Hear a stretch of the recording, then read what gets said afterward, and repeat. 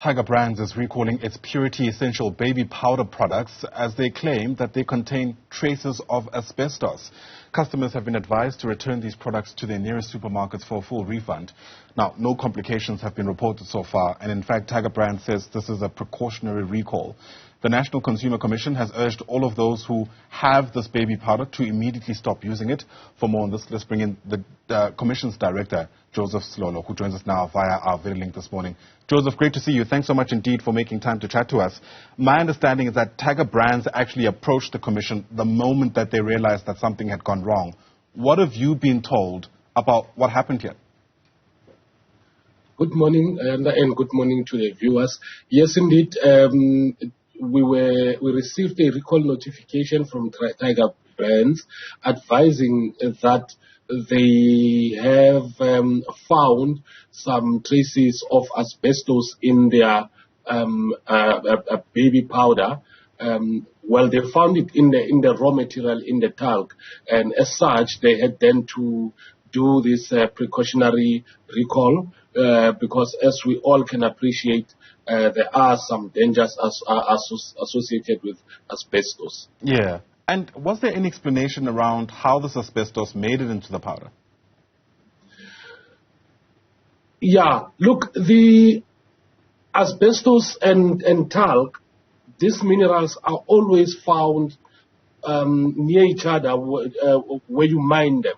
So that contamination happened naturally. It's not something that someone actually causes, but it happens naturally underground where talc is mined. All right, because obviously the question would be, how are they preventing something like this from taking place again? I mean, if these things happen, as it were, how do we ensure that we don't find ourselves in a similar problem, facing a similar problem, sorry? Yes, the processing of the talc that's where then the two should be separated, because the standards require that there should be zero asbestos. So during the processing, that's where the two should be separated. So becomes very clear that anything that went wrong during the processing of this talc into the talc powder. So that's why it should have been separated. So it's very clear that Tiger will then have to improve, or its suppliers will then have to improve on its processes to ensure that this does not happen ever again. Yeah. Is there any indication around how many products might have been affected? Sure. I think it is around 180,000 units.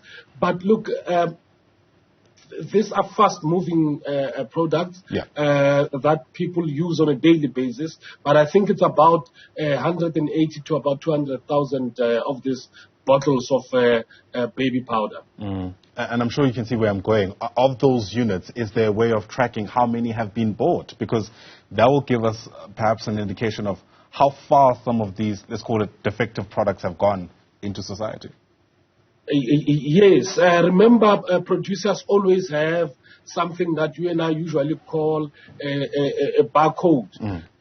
They are made in batches. So yes, it is indeed possible to determine how many were purchased, because even the retailers, they use the same barcode to sell these products. We are aware that some were sold in the Republic, others were sold in the neighboring countries. But yes, we are aware how many these were actually sold and bought by the public. Do you have those figures at your disposal?